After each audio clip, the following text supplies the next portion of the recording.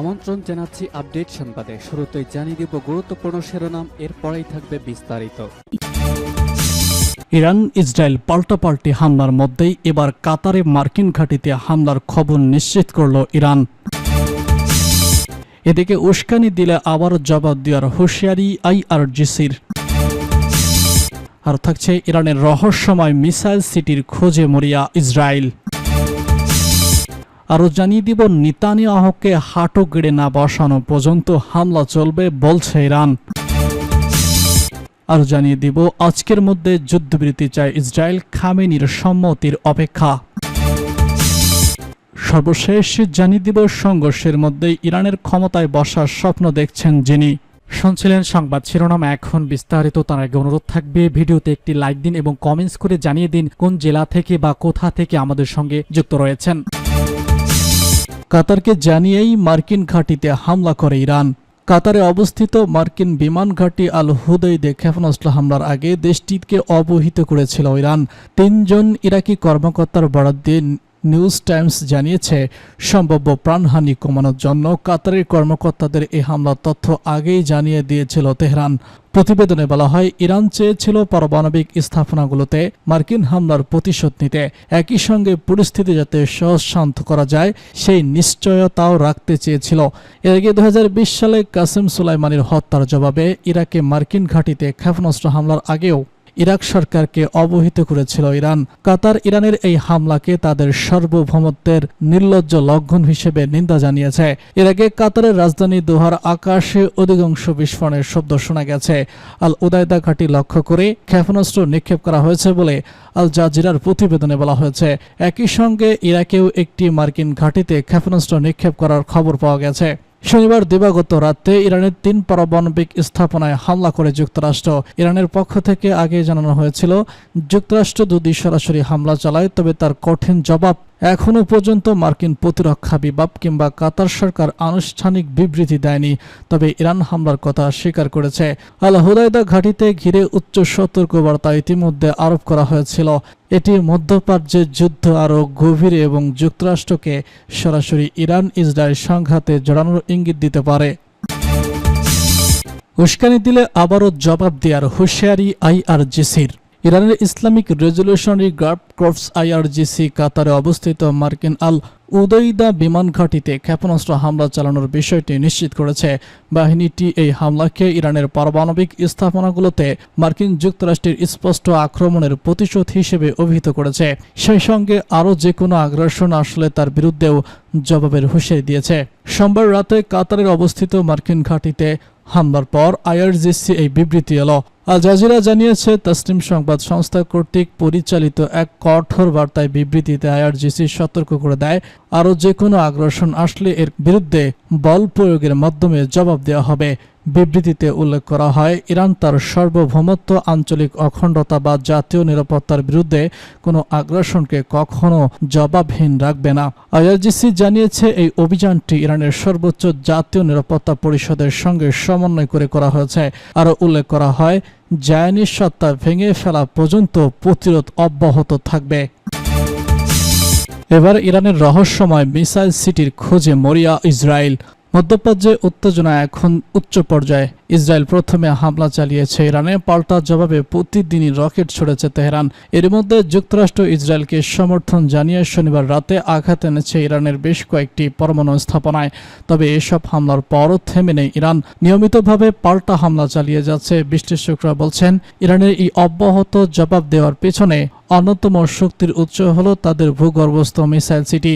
Iran তার ভূগর্ভস্থ এবং পর্বতময় অঞ্চলের নিচে গড়ে তুলেছে গোপন সুড়ঙ্গের বিস্তৃত জাল। দেশটি ইসলামিক বিপ্লবী গার্ড বাহিনী ভূগর্ভস্থ বিমান ঘাঁটি, অস্ত্র ঘাঁটি গড়ে তুলেছে, যেগুলোর নাম মিসাইল সিটি। এই ঘাঁটিগুলোই গোপনে মজুত করে রাখা হয়েছে ব্যালিস্টিক এবং ক্রুজ ক্ষেপণাস্ত্র, ড্রোন, বিমান প্রতিরক্ষা ব্যবস্থা, এমনকি কিছু জাহাজও। এগুলোর মধ্যে কিছু ঘাঁটি আবার সরাসরি ক্ষেপণাস্ত্র উৎক্ষেপণের কেন্দ্র হিসেবে ব্যবহৃত হয়। আইআরজিসির প্রকাশিত তথ্য অনুযায়ী এসব ঘাঁটির কোনোটি মাটির 500 মিটার গভীরে নির্মিত, যার উপর রয়েছে একাধিক স্তরের স্বয়ংক্রিয় সুরক্ষা। সুড়ঙ্গগুলো একে অপরের সঙ্গে সংযুক্ত এবং দেশব্যাপী ছড়িয়ে রয়েছে। চলতি মাসে 13 জুন থেকে ইসরায়েল ধারাবাহিকভাবে ইরানের পরমাণু এবং সামরিক স্থাপনায় হামলা চালিয়ে যাচ্ছে। যদিও এতে কিছু কমান্ডার নিহত হয়েছে, তবে এখনও পর্যন্ত মিসাইল সিটিগুলোতে বড় কোনো ক্ষয়ক্ষতির তথ্য পাওয়া যায়নি, কারণ এসব ঘাঁটি এতটাই গভীরে যে গোপনে যে মার্কিন ও ইসরায়েলি গোয়েন্দা সংস্থার কাছেও সেগুলোর অবস্থান নিশ্চিত নয়।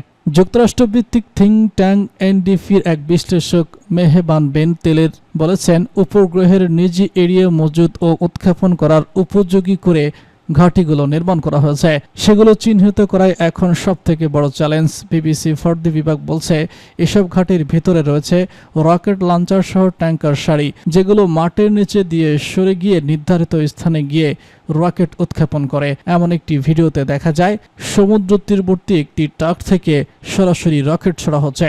ইরান দাবি করেছে তাদের হাতে থাকা সিজ্জিল, খেইবার, শেকুন, হজে কাশেম, কোদাত এবং এইচই পারভেজ ক্ষেপণাস্ত্র 2000 কিলোমিটার দূর পর্যন্ত লক্ষ্যবস্তুতে আঘাত আনতে পারে। এর ফলে শুধু ইসরায়েল নয়, সৌদি আরব, ভারত, এমনকি রাশিয়া এবং চীন এর আওতায় পড়ে। 2024 সালের এপ্রিল মাসে ইরান যখন ইসরায়েলের উপর হামলা চালায়, তখন ইবাদ মিসাইল দিয়েই নিভাতিম ঘাঁটিতে বড় ধরনের আঘাত আনা হয়। পাশাপাশি সিজ্জিল ক্ষেপণাস্ত্র দিয়ে ইসরায়েলের আকাশ প্রতিরক্ষা ব্যবস্থায়ও চ্যালেঞ্জ আনা হয়েছিল। এখন প্রশ্ন উঠেছে, এই মিসাইল সিটির সঙ্গে কি ইরানের বিতর্কিত পারমাণবিক কর্মসূচির কোনো যোগাযোগ আছে? যুক্তরাষ্ট্রের থিঙ্ক ট্যাঙ্ক এইচটি বলছে, ইরানের এই ক্ষেপণাস্ত্রগুলো পারমাণবিক ওয়ারহেড বহনে সক্ষম হলেও বর্তমানে তাতে পারস্পরিক বিস্ফোরক ব্যবহার করা হচ্ছে। যুক্তরাজ্যের আইআরজিই গবেষক সিদ্ধান্ত কৌশলের মতে বা শাহাব-3 এর মতো ঘাঁটিটি পারমাণবিক অস্ত্র নিক্ষেপের জন্য সম্ভাব্য স্থান হতে পারে, তবে এখনও পর্যন্ত সরাসরি কোনো যোগাযোগের প্রমাণ মেলেনি। নেতানিয়াহুকে হাঁটু গেড়ে না বসানো পর্যন্ত হামলা চলবে বলছে ইরান। ইসরায়েলের প্রধানমন্ত্রী বেনিয়ামিন নেতানিয়াহুকে হাঁটু গেড়ে না বসানো পর্যন্ত হামলা চালিয়ে যাবে বলে হুঁশিয়ারি দিয়েছে ইরান। ইরানের সশস্ত্র বাহিনীর প্রধান মেজর জেনারেল আব্দুল রাহিম মুসাবি ঘোষণা দিয়েছেন। সোমবার ইরানের সশস্ত্র বাহিনী কর্তৃক অপারেশন 2 এর 21তম দফা শুরু হওয়ার পরপরই এক ভিডিও বার্তায় তিনি এই হুঁশিয়ারি দেন। এ সময় তিনি প্রতিশ্রুতি দিয়েছেন, নেতানিয়াহুকে হাঁটু গেড়ে না বসানো, সম্পূর্ণভাবে সহায়তা না করা পর্যন্ত ইসরায়েলি সরকারের বিরুদ্ধে পূর্ণ শক্তি দিয়ে ইরানের প্রতিশোধকমূলক অভিযান নিরবিচ্ছিন্নভাবে অব্যাহত থাকবে। মেজর জেনারেল মোসাবি বলেছেন, ইসরায়েলি সরকার এবং মার্কিন যুক্তরাষ্ট্রের দ্বারা সংঘটিত অপরাধ বিনা জবাবে পার পাবে না, এতে আমাদের যত ক্ষতি হোক না কেন। এ সময় ইরানের শীর্ষ এই জেনারেল রোববার ভোরে ইরানি পারমাণবিক স্থাপনাগুলোতে মার্কিন আগ্রাসনকে আন্তর্জাতিক আইনের নির্লজ্জ লঙ্ঘন হিসেবে উল্লেখ করে বলেছেন, সেই সঙ্গে তিনি ইরানের বিরুদ্ধে যুদ্ধে মার্কিন প্রেসিডেন্ট ডোনাল্ড ট্রাম্পের জড়িত পড়াকে আমেরিকার ব্যর্থ প্রক্সি ইহুদিবাদী সরকার, বিশেষ করে নেতানিয়াহুকে উদ্ধারের একটি মরিয়া চেষ্টা হিসেবে আখ্যায়িত করেছেন।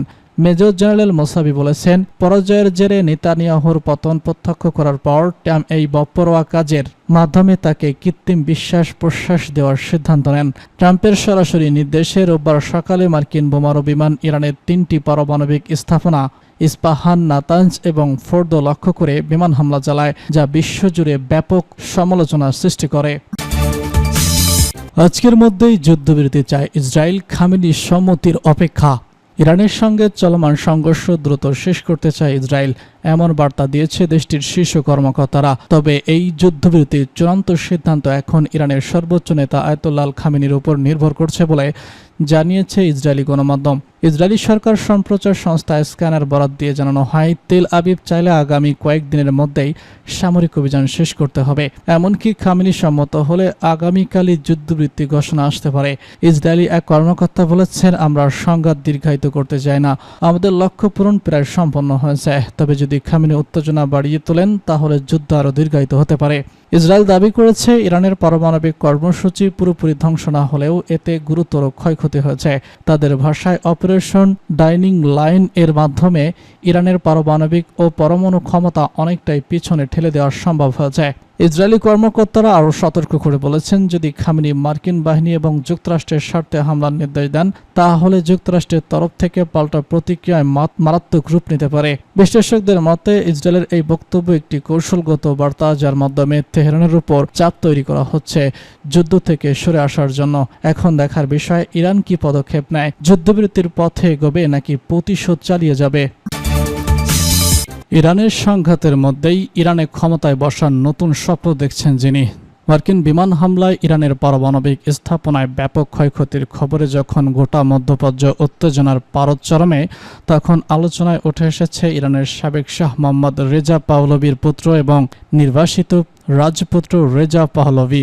এই সংকটময় মুহূর্তে তিনি প্রকাশ্যে আহ্বান জানিয়েছেন ইরানের বর্তমান ধর্মভিত্তিক শাসন ব্যবস্থা ভেঙে দিয়ে সেখানে একটি গণতান্ত্রিক শাসন প্রতিষ্ঠার জন্য পশ্চিমা বিশ্ব যখন ইরানি জনগণের পাশে দাঁড়ায়। প্যারিসে আয়োজিত এক সংবাদ সম্মেলনে রেজা পাহলভি স্পষ্টভাবে বলেছেন, শুধু পারমাণবিক স্থাপনায় হামলা চালিয়ে শান্তি নিশ্চিত করা যাবে না, বরং এই শাসন ব্যবস্থার পতন ছাড়া টেকসই শান্তি এবং আঞ্চলিক স্থিতিশীলতা অর্জন সম্ভব নয়। রেজা পাহলভি বলেছেন, এটাই আমাদের বার্লিন ওয়াল মুহূর্ত, তবে সব বড় পরিবর্তনের সময়ের মতো একটি বিপজ্জনকও হতে পারে।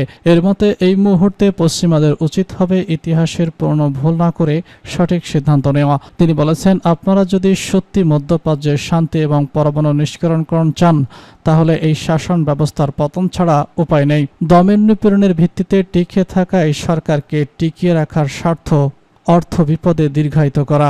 যদিও যুক্তরাষ্ট্র শুরুতে জানায় তারা ইরানে রেজিমেন্ট চেঞ্জ চায় না, তবে প্রেসিডেন্ট ডোনাল্ড ট্রাম্প রোববার এক সামাজিক পোস্টে ইঙ্গিত দিয়েছেন ইরানের ধর্মীয় নেতৃত্ব হয়তো আর বেশি দিন টিকবে না।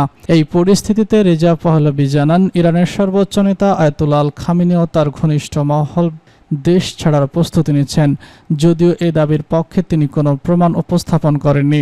নিজের অবস্থান ব্যাখ্যা করে রেজা পাহলভি বলেছেন, আমি কোনো রাজনৈতিক ক্ষমতা চাই না, আমি নিজেকে নতুন শাহ হিসেবে দেখতে চাই না, বরং তিনি একটি ধর্মনিরপেক্ষ গণতান্ত্রিক মানবতা নির্ভর ইরান গড়ার স্বপ্ন দেখেন, যেখানে সকল নাগরিকদের সমান অধিকার, জাতিগত সম্প্রীতি এবং ধর্ম ও রাষ্ট্রের আলাদা অবস্থান।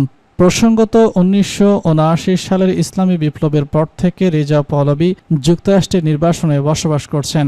তিনি দেশ ছাড়লেও ইরান তার জনপ্রিয়তা নিয়ে বিতর্ক রয়েছে। অনেক ইরানিদের মনে এখনও তার পিতার আমলে পরিচালিত কুখ্যাত গোপন পুলিশ সংস্থা সাভাক এবং দমন নিপীড়নের তিক্ত স্মৃতি রয়েছে। ইরানের সাম্প্রতিক গণবিক্ষোভেও কখনো কখনো রাজপন্থী এবং বিরোধী স্লোগান পাশাপাশি উচ্চারিত হয়েছে।